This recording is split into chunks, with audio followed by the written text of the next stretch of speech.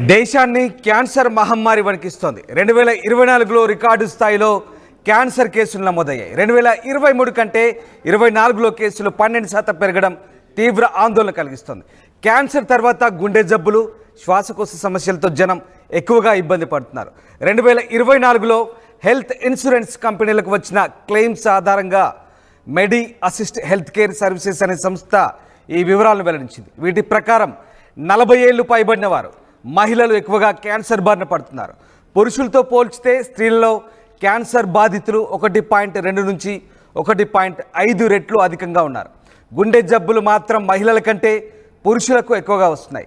2022 నుంచి 45 మధ్య దేశంలో క్యాన్సర్ కేసులు, మరణాలు పెరుగుతాయని ఐసీఎంఆర్ ఇప్పటికే ఆందోళన వ్యక్తం చేసింది.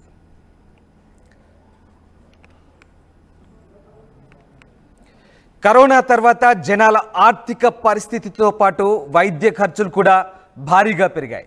శ్వాసకోశ వ్యాధుల ఖర్చులు 10 నుంచి 13% పెరిగాయి. క్యాన్సర్ చికిత్స ఖర్చులు 6.5% వరకు పెరగ్గా గుండె జబ్బులకు 8% వరకు పెరిగాయి.